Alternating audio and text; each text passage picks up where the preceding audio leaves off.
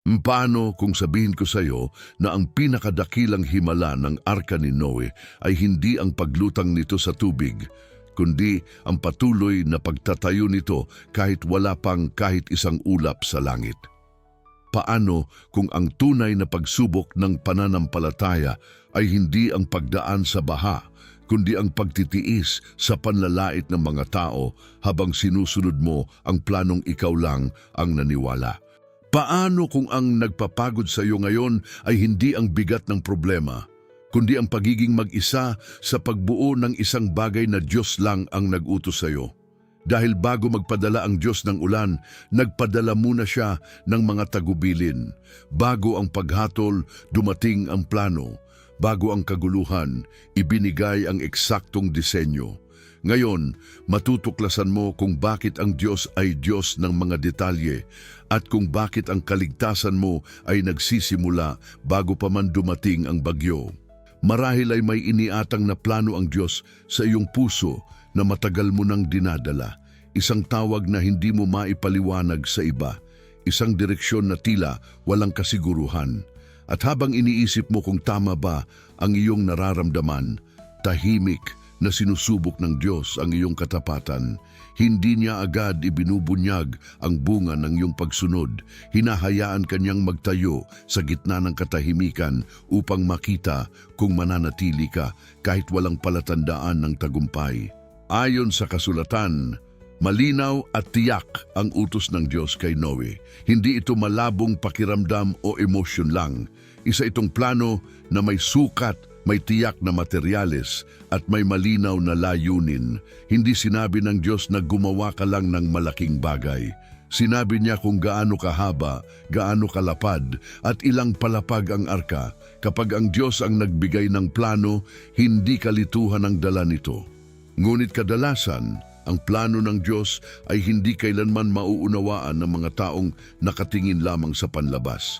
Sa mata ng tao, tila katawa-tawa ang utos. Magtayo ng napakalaking sasakyang dagat sa tuyong lupa, malayo sa dagat, sa panahong hindi pa nakakaranas ng ulan ang mundo. At ganito rin ang paraan ng Diyos sa marami sa atin. Tinatawag niya tayong gumawa ng isang bagay na walang palakpakan, walang suporta at walang agarang patunay. Isang tinig lang sa loob ang nagsasabing magtiwala ka sa akin. Walang halimbawa si Noe na susundan. Wala siyang blueprint mula sa tao. Wala siyang pamantayan. Ang meron lang siya ay ang salita ng Diyos at ang araw-araw na desisyong magpatuloy kahit walang nakakaunawa. May mga araw na gigising ka at magtatanong kung may saysay pa ba ang lahat ng ginagawa mo. May mga sandaling mapapaisip ka kung tama ba ang direksyon na iyong tinatahak. At sa mga ganitong sandali, hindi nawawala ang tukso na ihinto ang iyong ginagawa. Ngunit ang hindi mo nakikita ay ang tahimik na gawain ng Diyos sa iyong kalooban. Habang tila walang nangyayari sa labas, may hinuhubog siya sa loob mo. Ang tibay na kakailanganin mo kapag dumating na ang bagyo ay binubuo niya sa mga araw na payapa. Hindi nasubok ang pananampalataya ni Noe noong bumuhos na ang ulan. Nasubok ito sa mga karaniwang araw, sa mga panahong walang nangyayari. Sa mga araw na sumisikat ang araw, nagpapatuloy ang buhay ng mga tao at siya ay patuloy na nagpapako ng kahoy sa tuyong lupa. Bawat punong pinuputol ay isang tahimik na deklarasyon. Mas pinaniniwalaan ko ang sinabi ng Diyos kaysa sa nakikita ng aking mga mata. Bawat bigang itinatayo ay parang panalangin na isinasabuhay.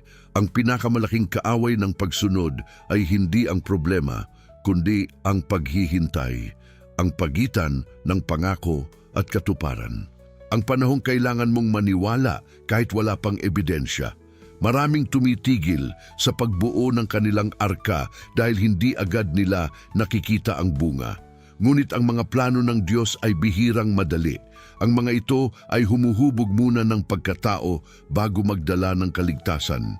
May mga pangarap na namamatay hindi dahil mali ang utos ng Diyos, kundi dahil napagod ang taong sumunod. May mga panawagan na natatapos hindi dahil nagbago ang plano ng Diyos, kundi dahil nanghina ang loob ng tao. Ngunit ang pananampalataya ay hindi nasusukat sa bilis ng resulta, kundi sa tatag ng pagpapatuloy. Ang mga pinakamatitibay na arka ay yaong itinayo sa mga araw na gustong-gusto mo nang sumuko, ngunit pinili mo pa ring magpatuloy. Habang nagtatayo si Noe, may mga taong nanonood, may mga tumatawa, may mga humuhusga. Para sa kanila, ito ay isang kahibangan ng pananampalataya. Ngunit may espiritual na prinsipyo rito. Sa tuwing may itinatayo ang Diyos na bago, laging may pagtutol mula sa mundo. Ang bago ay palaging mukhang kakaiba bago ito maging kinakailangan. Sinusubok ng panlalait ang dalawang bagay, ang iyong ego at ang iyong paninindigan. Kung kailangan mo ng pagsang-ayon ng mga tao para sumunod sa Diyos, hindi mo kailanman matatapos ang arka na ipinagagawa niya sa iyo. Hindi nagtayo si Noe para purihin ng mga tao. Nagtayo siya para maging tapat sa Diyos. At malaki ang kaibahan ng paggawa para sa papuri at paggawa dahil sa pagsunod. Hindi lang basta ipinatayo ng Diyos ang arka. Ibinigay niya ang mga detalye, ang pagsiselyo, ang mga silid sa loob, ang bentilasyon at ang kaayusan ng bawat buhay na ililigtas. Ipinapakita nito na ang Diyos ay hindi lamang concerned sa panlabas na anyo. Siya ay Diyos na naghahanda sa loob, dahil hindi sapat ang matibay na panlabas kung ang loob ay hindi handa sa bigat ng unos. Marami ang gustong makaligtas sa bagyo, ngunit kakaunti ang handang ayusin ang loob ng kanilang arka. Gusto nila ng kaligtasan na walang paghahanda. Ngunit inihahanda ng Diyos ang kanyang mga anak sa mga detalye. Pinatitibay niya ang loob bago pahintulutan ang unos sa labas. Dahil ang bagyo ay naglalantad kung ang itinayo ay porma lamang o tunay na pundasyon. May isang detalye sa kasulatan na madalas hindi napapansin. Hindi si Noe ang nagsara ng pinto ng arka, ang Diyos mismo ang nagsara nito. Napakalalim ng kahulugang ito. Ginawa ni Noe ang kanyang bahagi sa pagsunod, ngunit ang huling proteksyon ay nagmula sa Diyos. Ang tao ay nagtayo. Ang Diyos ang nagsiguro. May mga pintong ikaw ang naghahanda, ngunit Diyos lang ang may kapangyarihang magsara. At kapag isinara ng Diyos ang isang pinto, hindi ito para ikulong ka, ito ay para iligtas ka. Sa labas ay kaguluhan, sa loob ay takot, ingay, pag-uga, ngunit may proteksyon. Ang Diyos na nag-utos na magtayo ay siya ring Diyos na nagbigay ng katiyakan ng kaligtasan. May mga panahon sa buhay na pakiramdam mo ay para kang nakakulong sa loob ng arka. Makitid ang espasyo, mabigat ang hangin, paulit-ulit ang araw-araw na gawain, ngunit ang hindi mo napapansin ay ligtas ka sa gitna ng unos. Hindi lahat ng kulungan ay parusa. May mga kulungan na proteksyon. May mga pintong isinara ng Diyos hindi para hadlangan ka, kundi para ilayo ka sa kapahamakan na hindi mo nakikita. Nang humupa ang tubig, natupad ng arka ang layunin nito. Hindi ito ginawa upang maging monumento, kundi pansamantalang sisidlan ng kaligtasan. Ang layunin ng Diyos ay hindi nagtatapos sa pagligtas. Ito ay nagpapatuloy sa muling pagbangon. Pagkatapos ng arka, dumating ang bagong mundo, bagong simula, bagong pagkakataon. Ang arka ay gawa sa kahoy, ngunit ang diwa nito ay pananampalataya. Ito ay itinayo sa katahimikan, ngunit nagsalita ito sa mga susunod na henerasyon.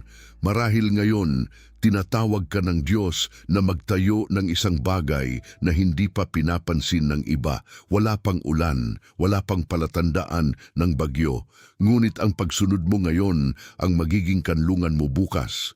Kapag dumating ang unos, wala nang oras para magsimulang magtayo.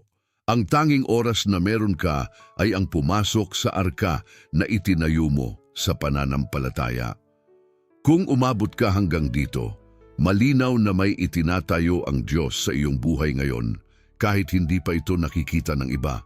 Huwag kang tumigil, Huwag kang panghinaan. I-click mo ang susunod na video at ipagpatuloy natin ang paglalakbay na ito sa mga kwento ng Biblia na nagbibigay lakas sa pananampalataya at tibay ng loob. May susunod pang aral, may mas malalim pang revelasyon at may mas dakilang plano ang Diyos na nais ipakita sa iyo.